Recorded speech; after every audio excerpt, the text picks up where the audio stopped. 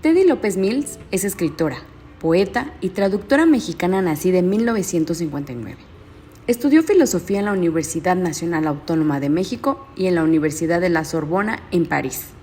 Ha publicado más de 13 libros, en los que destacan Segunda Persona, 1994, merecedor del Premio Nacional de Poesía Efraín Huerta; Contracorriente, 2006, obra que la llevó a obtener el Premio Nacional de Literatura José Fuentes Mares; Muerte en la Rúa Augusta, 2009, que la hizo acreedora del Premio Javier Villaurrutia; y Libro de las Explicaciones, con el cual ganó el Premio de Narrativa Anton Artaud. En la charla casual de hoy, Teddy López Mills conversa acerca de su obra No contiene armonías. ¿no? Sí. Oficialmente los poetas hablan de poesía, oficiosamente, bueno, pueden hablar de muchas otras cosas, como todos los seres humanos. No creo que difiera mucho ahí la conversación. En este libro obviamente están muy dirigidos los poemas, ¿no? Además lo planteo desde el principio. El primer poema, que es el poema más reciente, plantea el terreno de la poesía, o de mi poesía, no de la poesía, porque yo no estoy hablando en nombre de la poesía, ¿no? Sino de lo que yo escribo. Se plantea en términos de una objetividad, ¿no? O sea, se castiga la subjetividad, o se hace a un lado la subjetividad y se apuesta por la objetividad. Y este poema de qué hablan los poetas es la respuesta, porque esa primera parte del libro son preguntas que se hace en un libro muy, muy hermoso de la poeta estadounidense C.D. Wright. Hay un cuestionario. Entonces yo elegí algunas preguntas de ese cuestionario y esas son las respuestas a esas preguntas, que además no se plantean como preguntas. Y una de las no preguntas que hace C.D. Wright es de qué hablan los poetas. Entonces, en esos términos especulativos, irónicos, pero también muy reales, porque es una crónica. Este libro también es una crónica. Y lo que digo es en lo que me pasó, o sea, lo que yo vi, lo que me ocurrió, de qué hablaron los poetas, de qué se hablaba en ese momento en la poesía. Y también digo, el próximo sábado voy a ver poetas. Vamos a ver de qué están hablando los poetas, ¿no? Eso es cierto. También el libro es como una especie de crónica, y al mismo tiempo, a mí por lo menos me pareció, de que hablan los poetas, a mí también me pareció... Ya sé que tú no escribes en forma genérica de ninguna manera, pero a mí me pareció un poco como en este año y el año anterior están surgiendo mucho las grandes poetas, desde Elsa Cross, Coral Bracho, Pura López Colomé, tú, entonces pareciera ser que hablan los poetas de un lado, pero las que surgen son las grandes poetas, ¿no? No tiene para nada tiene, o sea, yo creo que todo el mundo tiene derecho a leer, a darle la interpretación que quiere al poema, ¿no? Pero de ningún modo es una declaración ideológica feminista, para nada, no haría yo eso. No tengo esa idea de que estamos las poetas grandiosas y están los poetas, digamos, ya de ala caída, capa caída. No tengo este orgullo de género para nada, ¿no? No me siento superior porque soy mujer. De todas maneras, hay una reivindicación, ¿no?, de la poesía femenina en México en este momento, ¿no? Sí, bueno, pero no creo que sea en este momento. Yo creo que la ha habido siempre, ¿no? ¿Sí? Yo creo que Rosario Castellanos reivindicaba, no sé si la poesía femenina, porque no era tan simple Rosario Castellanos, ¿no? Creo que era una mujer de un pensamiento muy complejo y de una escritura muy compleja. Pero sí, digamos, sí estaba muy consciente de esta batalla por darse a conocer, por ser leída, por ocupar un lugar. No quiero usar el vocabulario, digamos, de la visibilidad o la invisibilidad en este caso, pero si uno lee a Rosario Castellanos con cuidado, por ejemplo, su correspondencia, su poesía, claro que hay una reivindicación feminista muy fuerte, ¿no? Y la hay también en Inés Arredondo, aunque siempre con una ironía que la hace aún más inteligente a esa reivindicación, porque no es burda, ¿no? No es meramente aquí estoy yo, ¿no? No, es una cosa mucho más compleja, porque la literatura que hacen las dos, bueno, y Rosario Castellanos además a mí me parece, por ejemplo, su novela Balún Canal me parece una novela extraordinaria, y acabo de leer su correspondencia con Ricardo Guerra, que fue su esposo, con el que tuvo un hijo, bueno, el único hijo que tuvo, y es una correspondencia absolutamente fuera de serie, ¿no? Que estaría muy bien que se volviera a publicar.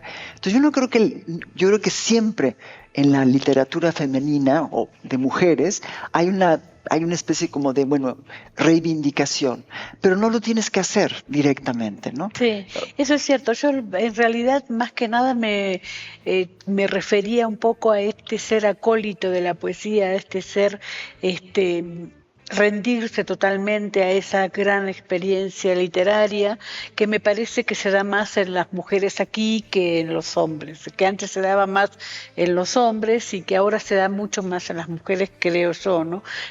Por ejemplo, está Sisi Rodríguez Mendoza, que a mí me parece de las nuevas, me parece una poeta impresionante, digamos, y no he encontrado, no por una cuestión de género, otros poetas, ¿no? Y sí en la narrativa, ¿no? Sí Pero es que ahí me estás poniendo en una posición un poco peligrosa, ¿no? Porque de algún modo voy a tener que... yo tengo una experiencia de lectura mucho más,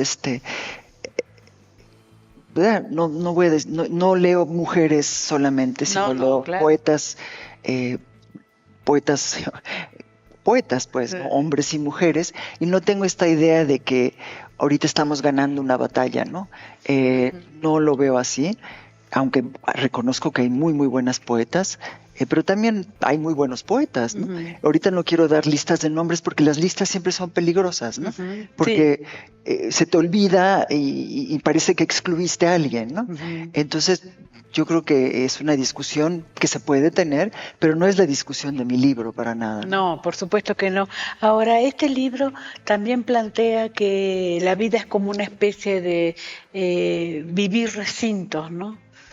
Bueno, el libro tiene 5 partes, ¿no? Y en la cuarta de forros además pusieron que son contracantos, que no es una invención mía, yo no lo planteé como contracantos, pero sí me parece muy útil la palabra, sí son de algún modo contracantos, y se ve que es una especie como de viaje, ¿no? Es un viaje por distintos lugares, siempre además preguntándose cómo escribir un poema, es como una búsqueda de formas, puedes verlo como una serie de recintos, porque la palabra está al final, el último poema, la parte 5 del libro, es sobre llegamos a un nuevo recinto, ¿no? Y es un libro también con una, digamos, fuerte carga política, yo diría mucho menos feminismo que política, pura y dura, por ¿no? supuesto. Y la quinta parte, el nuevo recinto es una forma nueva de vida aterradora, porque además es un lugar encerrado, estamos todos sentados en sillas plegables muy incómodas, la luz siempre está prendida, hay asistentes, hay una mujer hermosa que me está investigando a mí, que me está haciendo preguntas muy, capciosas, hay un ambiente policíaco, paranoico, pero al mismo tiempo yo estoy buscando, además nos ponen exámenes, nos hacen preguntas muy difíciles acerca de la justicia, acerca de, en fin, hay los temas, nos dan un libro, me ponen a mí como tarea memorizar una página de ese libro, entonces es un recinto de miedo, pero también cuando yo llego me doy cuenta que en la pared se ve que ofrecen talleres, entonces que va a haber actividades para los que vamos a estar ahí, entonces está la esperanza de las actividades, pero estamos encerrados, ¿no? Y mucha gente quedó fuera, entonces puedes decir que es una parábola, sí es una parábola política, es una parábola también de qué estaba pasando en ese momento además, ¿no? Y no me quiero ver como, qué profética me vi, ¿no?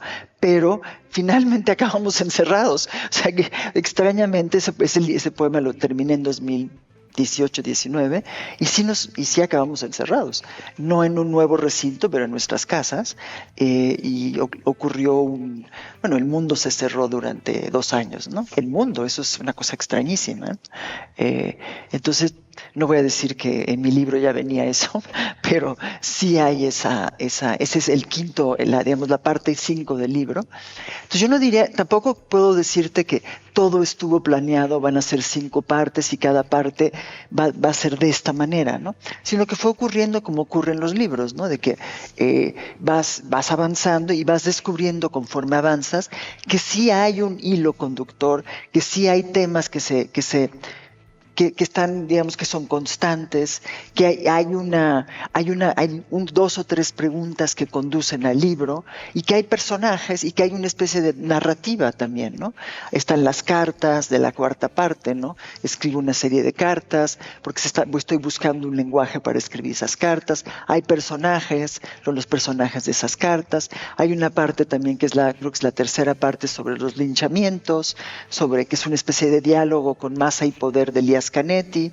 Está también las batallas sexuales Sí. Entonces, bueno, tiene un poquito todo. En ese sentido sí es una crónica, ¿no? Ujú. No son poemas, que son crónicas. Entonces, sí es. Y el nuevo recinto es en la quinta parte, ¿no? Sí, y por otro lado, tú dices que te mides en riesgos, pero no en palabras, digamos, ¿no? Y pareciera ser que ese desbordar de palabras no solo proporcionan estas 5 partes, sino que también predicen o predisponen, digamos, a otras palabras que no están en el libro, pero sí uno se las puede imaginar, ¿no? Bueno, supongo que en todo libro encuentras eso, ¿no? Que están las palabras que están en el libro y las palabras que no están, pero que te sugiere el libro, ¿no? Hay como en cada libro está el contralibro, ¿no? Uh-huh. O sea, el libro que podrías haber escrito frente a ese libro. No siempre, no siempre. Pero digamos que en el mejor de los mundos posibles, claro, sí puede ocurrir algo así, ¿no? Sí, yo estoy hablando de No contiene armonía, con los clavos y con con este sentimiento, digamos, que posibilita el no estar encerrado, cierta libertad, que posibilita cierto sueño, me parece también, ¿no? A pesar de que no hablan ni de sueños, ni de libertad, ni de todo eso, ¿no? ¿Dices que es un libro optimista? No, para nada. No, creo que no. No, creo que no. No, además no es una característica mía. No. Pero entonces no entendí la pregunta. No sé, me parece a mí, digo, después de leer el libro uno empieza a buscar ese tipo de optimismo, ese tipo de energía que también está en el libro, pero muy escondida, me parece, ¿no? Sí, yo no conozco muchos libros de poesía optimistas, ¿eh? No, es cierto. No creo que sea un género literario que se caracterice por su optimismo en la poesía, ¿no? Hay poetas alegres, sí. No sé, yo creo que no muchos, ¿eh?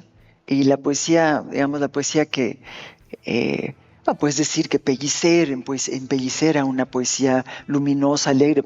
Octavio Paz tiene muchos poemas que podrías decir, no alegres, pero sí podrías hablar de sombras y luz, ¿no? Y dividir la poesía en eso. Pero yo creo que la tradición de la poesía, y por ejemplo el romanticismo en la poesía, es más bien digamos, está más lleno de sombras que de luz, o desde la sombra buscas la luz, ¿no? Es una combinación. Pero la alegría así plena se encuentra siempre, pero dentro de un lugar muy difícil, ¿no? Uh-huh. Siempre con dificultades. Sí, yo no pienso que uno debe buscar la alegría así luminosa, pero sí creo que cada libro de poesía leído es un tronco al que uno se aferra, digamos, para existir finalmente. Entonces, en ese sentido, sí me parece, en cierto modo, optimista. Mientras se sigan escribiendo libros de poesía así, yo podré seguir existiendo, ¿no? Y después, por otro lado, creo que hay frases, ¿no? Por ejemplo, tú dices, no sé qué le ocurrirá al cuerpo cuando se cumpla con la inmovilidad del espíritu, ¿no? Y uno empieza a pensar, digamos, ¿no? ¿Qué pasará con eso finalmente, ¿no? Y ese pensamiento alrededor de las frases y alrededor de todo lo que está en los poemas, a mí me parece que es una posibilidad de existir de otra manera. Puede ser, además, bueno, sobre todo lo interesante es que tú tengas esa... A mí me cuesta mucho trabajo ponerme en el lugar de lectora de mi propio libro y me cuesta trabajo interpretarlo, pero me parece muy interesante que a ti te ocurra eso, o sea, porque finalmente eso es lo que a mí me interesa, qué le ocurre a los lectores con este libro, ¿no? Porque lo que a mí me ocurrió es escribirlo, y cada vez cuando lo he tenido que releer, porque cuando estaba corrigiendo las pruebas, o ahora que he tenido que leer poemas en voz alta, siempre, por lo menos me ocurre a mí, que los leo como si los hubiera escrito alguien más, porque de otra forma no los podría leer en voz alta, ¿no? Me costaría mucho trabajo. Pero ¿qué ocurre del otro lado? Me parece muy interesante y además muy, digamos, cautivante que para ti sea agarrarse, ¿no?, de un libro, cosa que yo también hago con libros que no son míos, para seguir en esto, ¿no? Para seguir bregando, no diré que para seguir viviendo, porque uno vive con muchas cosas, ¿no? Con muchísimas cosas.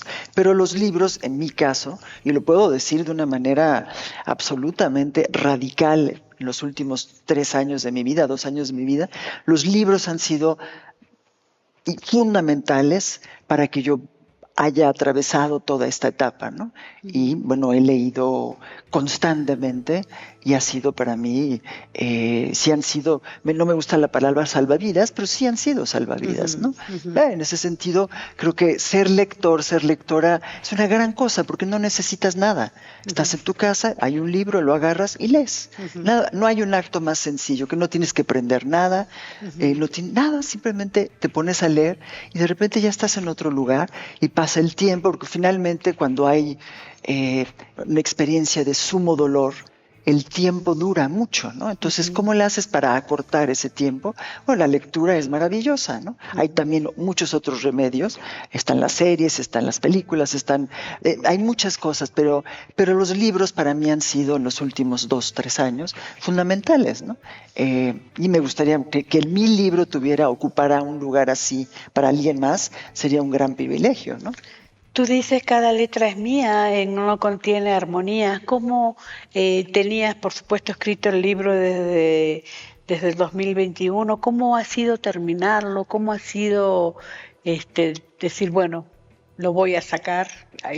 Estas conversaciones con Quijas, ¿cómo ha sido porque eso? ya lo había terminado, luego suspendí la publicación por razones obvias, y luego pero ya estaba el libro, entonces me pareció que no había por qué no publicarlo, y le escribí la nota, y lo publiqué. No fue nada más, fue así, ya estaba. Incluso ya había llegado a manos de Quijas antes, entonces fue un proceso más o menos sencillo, ¿no? ¿No lo releíste? No, lo he releído muchas veces, claro, no queda de otra, ¿no? Estás como condenado a releerte cuando publicas un libro, en todas las etapas de la producción del libro, ¿no? ¿Lo corregiste o más? Bueno, sí, siempre corrige uno cosas, ¿no? Sí, sí, claro que sí, ¿cómo no? ¿Y cómo ha sido finalmente descubrir que ya no ibas a escribir más poesía? Es que no es un descubrimiento, no lo veo como un descubrimiento, porque es meramente algo, es un hecho. ¿Y por qué lo digo? O sea, ¿por qué lo digo en la nota? Porque también es una declaración literaria, ¿no? De algún modo. Sí, es algo que me pasó con la poesía, ¿no? Entonces, en ese sentido... Perfecto. Sí, ¿cómo?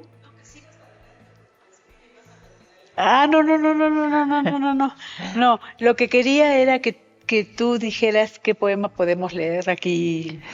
Pues no sé cuál, más bien, ¿tienes tú alguna preferencia? Puedo leer el primero. Es hermoso ese poema. Puedo leer el primero, puedo leer el de qué hablan los poetas, Ese poema es precioso. O sea, lo que tú me digas. Sí, ese. ¿El primero? Sí. Va a estar difícil con el micrófono ponerme los lentes, ¿eh? A ver si... Bueno.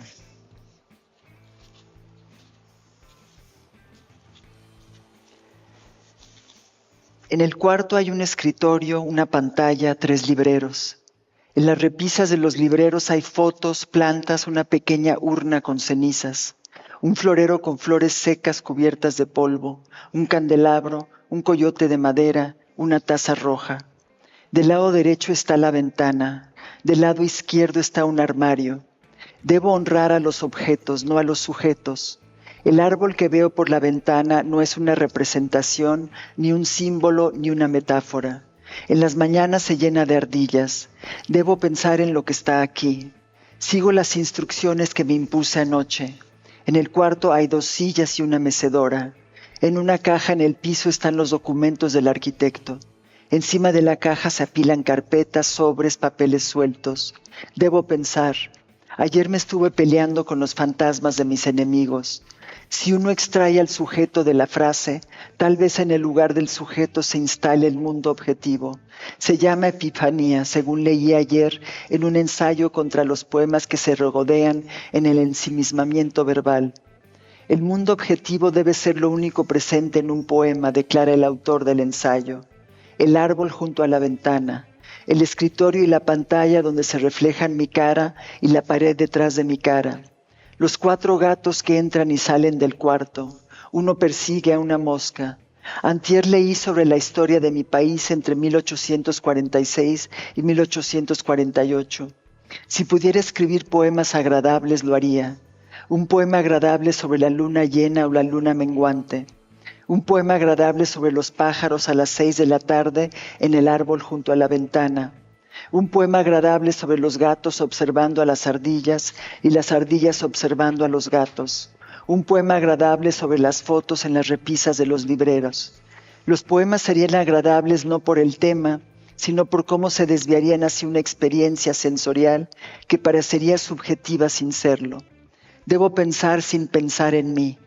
Debo describir una experiencia que no me incluya aunque yo la atestigüe.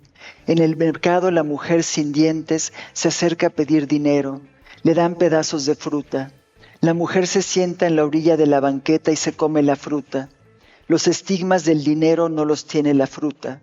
No sé si interpretar sea lo mismo que pensar. Ayer el palo de la escoba se clavó en mi ojo. Los actos bien planeados no garantizan que no haya accidentes. Podría haberme quedado en el sillón en vez de meterme a la bodega para buscar el origen del olor. Ya me puse de nuevo en lo que describo. La moral de la ausencia tiene una austeridad convincente. Me sustraigo. La ley de las personas se desdibuja cuando las personas no comparecen. Un poema agradable sobre el cielo que viene después del árbol más lejano que se asoma por la ventana. Un poema agradable donde no figure el agua bajo ninguna de sus formas. Un poema agradable sobre el paso del tiempo, revelado por la brisa en la hiedra y el traslado de las sombras. Debo pensar sin sentimientos. Alguien golpea los barrotes en el edificio contiguo. La descripción y el pensamiento solo embonan si la descripción desemboca en una sola imagen. Lo obvio no lo es tanto cuando uno se detiene y se pregunta por qué decir el librero es un librero. Resulta menos fácil de lo que parece cuando uno se imagina diciéndolo.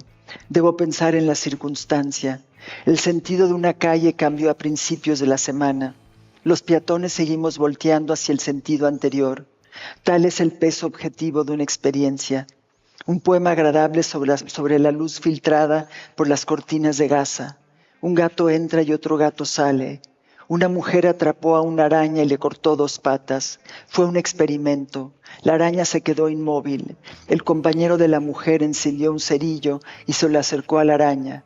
La araña se arrastró hacia la esquina del cuarto. El experimento fue un éxito. Se promulgan decretos todos los días. Debo pensar en lo real y lo imaginario. Lo real no es más tangible que lo imaginario, pero puede cotejarse con lo real de alguien más en el mismo momento. Un poema agradable sobre la primavera. Un poema agradable sobre las losetas del patio.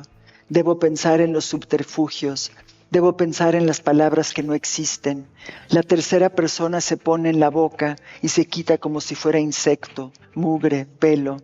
No ocurre al revés, o si ocurre es un sucedáneo y no significa nada. Un día se habla en su nombre y al otro se borra lo que dijo.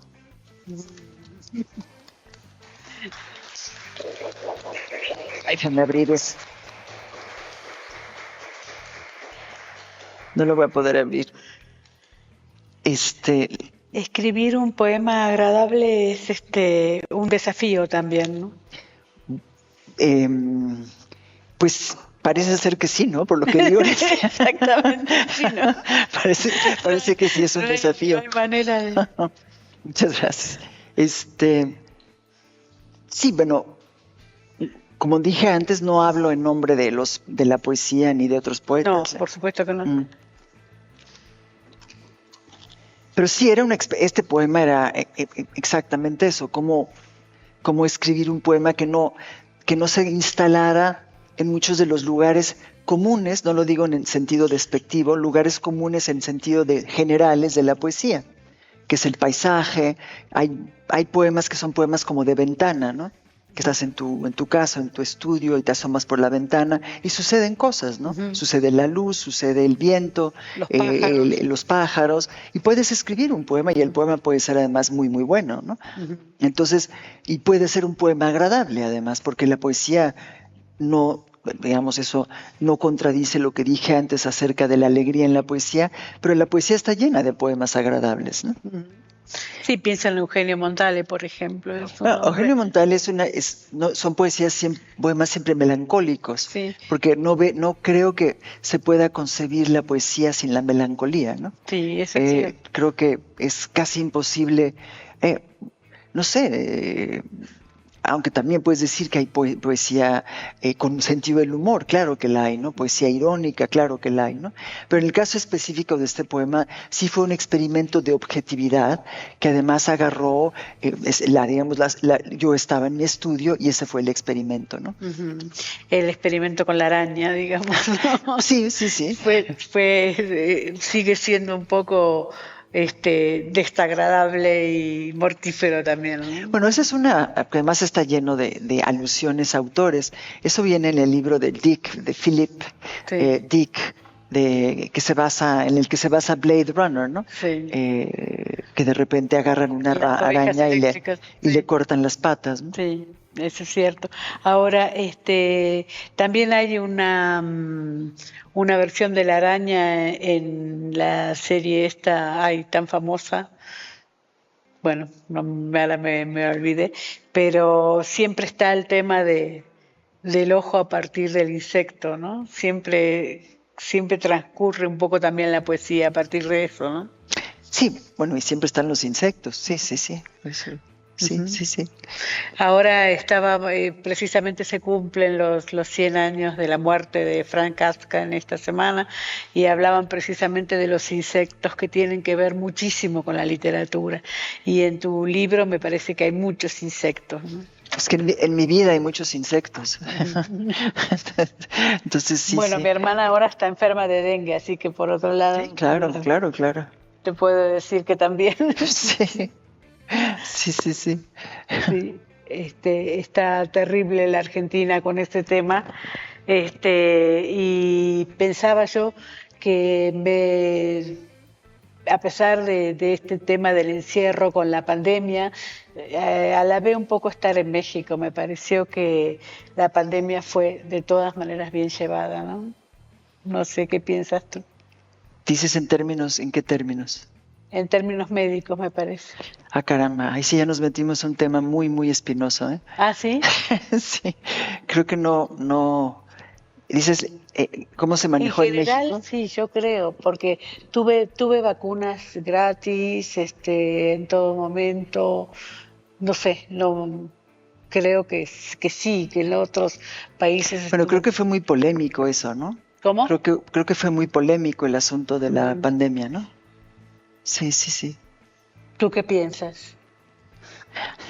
No, digo. No, me parece... Dilo. Si estás en desacuerdo conmigo, no hay ningún problema.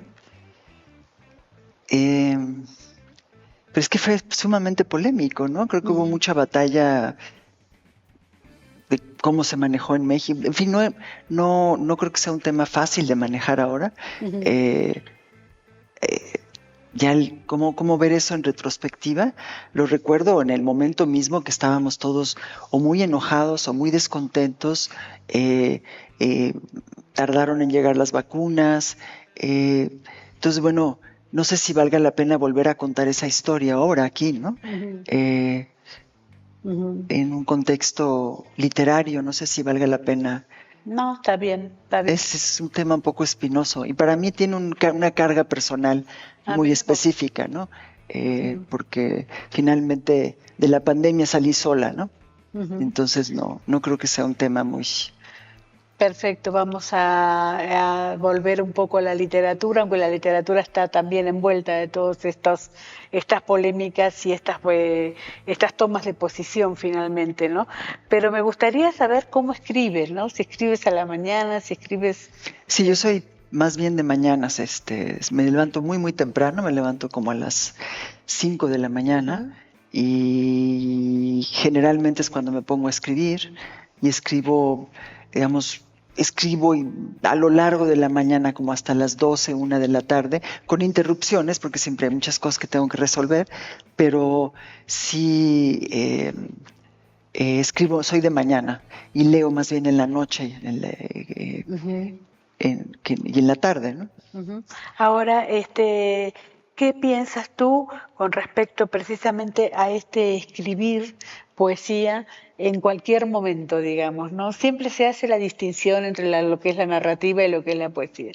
Cuando uno escribe narrativa, se levanta a las 5 de la mañana, de 5 a 8 escribe y no hay ningún problema, pero eso para la poesía a veces es un poco complicado. ¿Lo piensas así? Yo creo que hay más. Vuelvo a decirte que no puedo hablar en nombre de todos los poetas, Claro. pero por esto el asunto de que la poesía puede ser más inspirada que la narrativa, yo no creo que sea necesariamente cierto. Yo creo que sí también hay espacios donde te pones a trabajar, que tienes que escoger esos espacios y hay una disciplina y hay horas en las que trabajas mucho mejor y hay que defender esas horas, ¿no? Ujú. Y siempre hay un horario.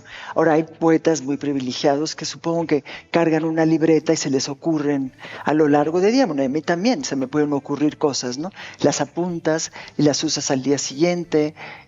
Siempre hay si es un proceso constante, ¿no? Porque a la hora de leer también estás escribiendo, estás pensando en lo que podrías Sí. escribir con lo que estás leyendo, ¿no? Ujú. Entonces yo creo que sí, a la hora de escuchar música también se te puede venir algo a la cabeza, ¿no? Entonces yo creo que sí, la escritura, si lo haces desde hace muchísimos años, es algo que haces todo el tiempo, ¿no? Ujú. Aunque no lo hagas directamente sobre el papel, estás pensando en términos de escribir, ¿no? En cómo poner eso en una hoja de papel y a la hora de que te sientas a hacerlo, en que de veras porque a mí siempre me da mucho vértigo y me da mucho miedo, como si fuera siempre la primera vez que lo voy a hacer, ¿no? O sea, siempre tengo miedo. Ahora que tengo, por ejemplo, una columna en Laberinto, siempre esa semana en que voy a escribir la columna es una semana de mucho pánico, ¿no? Porque hay esta sensación de vacío, porque siempre puede ocurrir, y además de algún modo la nota en este libro lo dice, que ya no lo puedas hacer, ¿no? Siempre puede ocurrir que no se te ocurra nada y entres en esta especie de remolino y además de muletillas, ¿no? De que tú conozcas muy bien cuáles son tus mañas, porque uno las conoce, cuáles son las muletillas, de qué te puedes agarrar para escribir otra vez un texto más o menos aceptable. Es una forma de resignación, desde mi punto de vista, pero muy válida, porque ¿por qué no vas a subsistir? Si es lo que más te gusta hacer, ¿por qué no vas a subsistir así, ¿no? Seguir escribiendo, aunque sea de esa manera, ¿no? Aunque sea con lo que ya sabes hacer, aunque no aprendas a hacer nada nuevo, ¿no? Yo creo que siempre aprendes a hacer algo nuevo, es un poco como el cuerpo, ¿no? Que a la hora de que lo ejercitas, aprende a hacer algo nuevo. Tu brazo, tu mano, aprende a hacer algo nuevo, con cierto dolor, pero lo haces, ¿no? Creo que la escritura puedes establecer cierto paralelo con el cuerpo y sí aprendes a hacer algo nuevo, pero también te das cuenta de lo viejo. Y también está este miedo, este vértigo a que quizá no lo vas a poder volver a hacer, no te va a salir ya cuando te pones frente al papel o frente a la pantalla y buscas esa primera frase, la magia de la primera frase, ¿no? Que para mí siempre, creo que lo platiqué en el taller que di con gente que está aquí, el famoso incipit, ¿no? Esa primera frase que abre la puerta o abre la ventana o te lleva a un pasillo, ¿no? te permite entrar al laberinto o construir el laberinto. Bueno, esa uno siempre la busca, ¿no? Como que es una llave. Y muchas veces no es una llave, sino que es un tabique, o es un escalón, ¿no? Que vas a bajar o que vas a subir. O es no sé, encuentras un papelito y ese papelito te va a permitir, mira, aquí está apuntado algo. Pero siempre ocurre para mí de manera distinta con cada texto, como ocurrió en este libro con cada texto de manera distinta, ¿no? Y lo real y lo imaginario, ¿cómo se tensan en esa...? Lo real y lo imaginario. Sí. Yo creo que lo real y lo imaginario siempre están, aunque no escribas, lo real y lo imaginario siempre están presentes, ¿no? En la cabeza, yo creo que en la vida de todos, ¿no? Porque siempre el futuro es imaginario, ¿no? Entonces, en ese sentido, siempre estamos... Solo al pensar en el futuro estamos imaginando. Uh-huh. Y también puedes imaginar el pasado, porque piensas en el pasado y puedes imaginar que podría haber ocurrido de otra manera. Uh-huh. Lo que hice ayer podría haberlo hecho de otra forma. Estás imaginando el pasado. Y también en el presente estás imaginando. Bueno, yo estoy imaginando que te puedo responder así o de otra manera, ¿no? Uh-huh. Pero yo no veo cómo excluir, al menos que seas sumamente... no sé, literal, yo no conozco a nadie tan literal, ¿cómo excluyes la imaginación de la realidad, ¿no? Uh-huh. Yo creo que está siempre presente y en la vida de todos, ¿no? Sí, y la imaginación, la realidad y la memoria también, ¿no? Claro, porque claro. Tú también guiaste el libro póstumo de Álvaro Uribe, ¿cómo fue hacer eso? Bueno, ya lo hablamos, yo te entrevisté para ese momento. Es un libro póstumo que agrega, desde mi punto de vista, una gran experiencia con respecto a la enfermedad de los escritores, ¿no? La enfermedad, punto, ¿no? No de los escritores, yo creo que... Sí, bueno, pero estudiando el tema de las enfermedades de los escritores, que a mí siempre me apasionó, agrega realmente porque es la escritura mediante la enfermedad también, ¿no? No es que recuerda la enfermedad, sino que vive la enfermedad. Eso me pareció sumamente valioso, ¿no? ¿Cómo fue para ti preparar ese libro? Bueno, fue obviamente muy doloroso, ¿no? Pero es algo que me pidió Álvaro. Bueno, no solamente es algo que yo quería hacer, pero él también...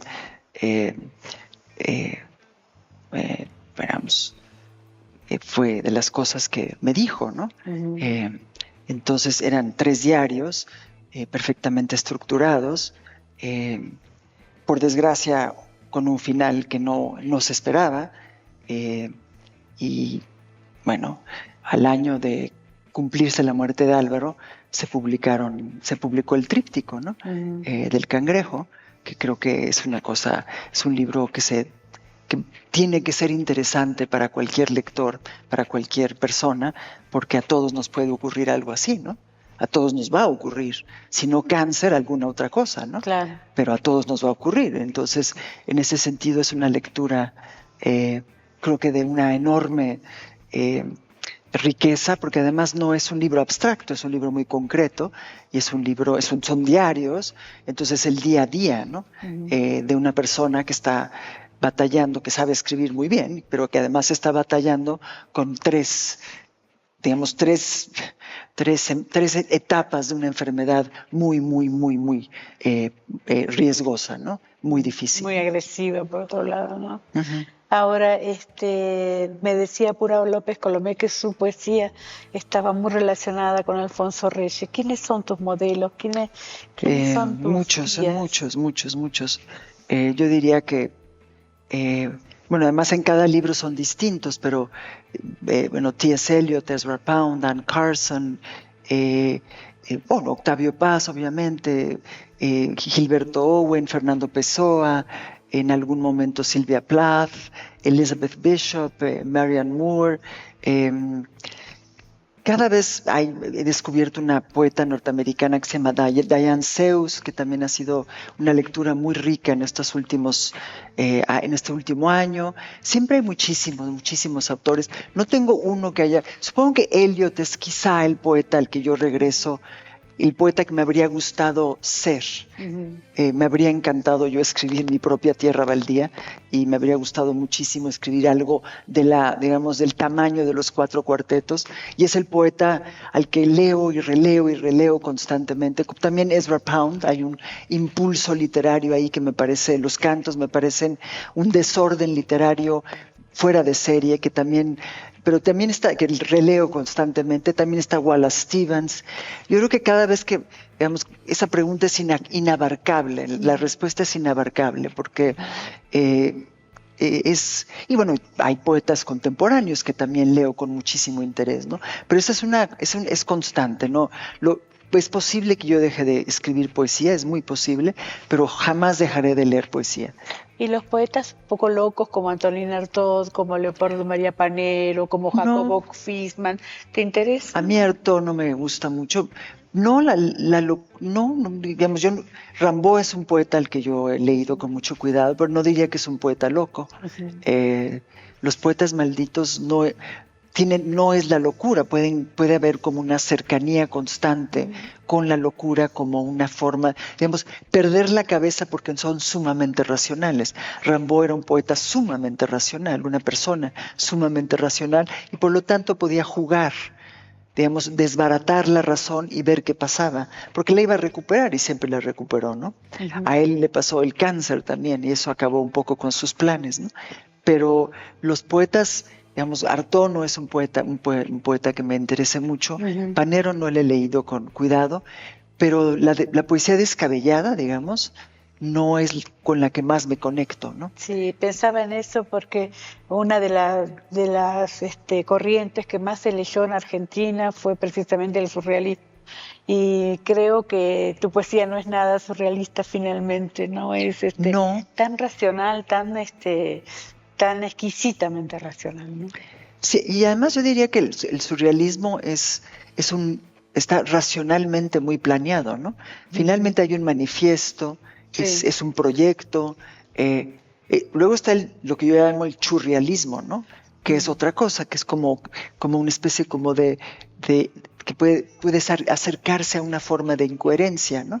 Que no es lo que a mí más me gusta en la literatura, aunque puedo apreciar su riqueza, pero no es lo que más me gusta el surrealismo. Bueno, admiro muchísimo, ¿cómo decirlo? Bueno, ¿cómo descartar el surrealismo como una fuente de grandes enseñanzas, ¿no?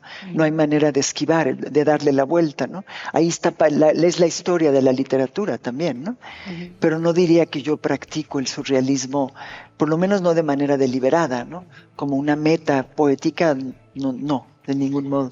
Y la sensibilidad tampoco no sé si está dentro de tu parámetro finalmente, no sé. ¿Cómo excluirla? La sensibilidad es como la imaginación, ¿no? Claro. No creo que, al menos que seas, ha de ser muy raro no ser una persona sensible, ¿no? No conozco a nadie que no sea sensible. Yo creo que todos, es parte de ser una persona, es que eres sensible, ¿no? Hay gente mucho más sensible que otra, pero no es yo ni siquiera diría que es una cualidad, yo creo que es un rasgo, ¿no? De los seres humanos, somos sensibles, ¿no? Sí. Somos racionales también casi todos, ¿no? Hay una parte de razón, una parte de sensibilidad. Ahora, todo se combina de manera distinta en cada persona, ¿no? Sí, bueno, yo pensaba, por ejemplo, en Paul Celan, me parece un poeta sumamente sensible.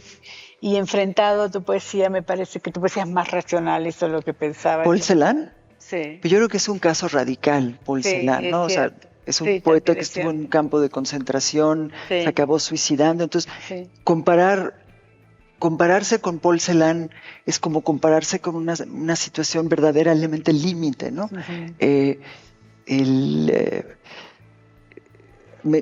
Ahí sí, la biografía cuenta mucho. Hay una circunstancia límite en tu poesía, me parece a mí, que no tiene mucho que ver con tu historia, pero tiene que ver con el grado que llevas la palabra hasta la profundidad, digamos. Y me parece que es un punto límite muy racional, creo yo, es lo que pienso. Puede ser, sí puede ser. no sé qué signifique lo de muy racional, porque muchas veces lo racional se confunde con la frialdad, ¿no? No, eso es lo que digo, lo racional es esa cosa que, bueno, me parece que tú lo apuntas muy bien en el libro, que es esta cosa de volverse loco finalmente, ¿no? Razonar tanto, tanto, tanto y volverse como que no ve exactamente lo que es la realidad, y eso juega mucho, ¿no? En no Sí, yo tiene diría armonías. que si hay una forma de razón que a mí me interesa sería la de Kafka, ¿no? Que es una racionalidad llevada a un extremo Total. que puede como darle la vuelta y convertir eso en una especie como de quimera o de parábola, para usar otra vez esa palabra, pero es la razón jugando consigo misma, ¿no? Y poniéndose como ejemplo y poniéndose en riesgo, pero siempre con un idioma, con un lenguaje sumamente, digamos, ¿cómo decirlo?, que no se sale del lugar, ¿no? Las piezas están perfectamente bien colocadas.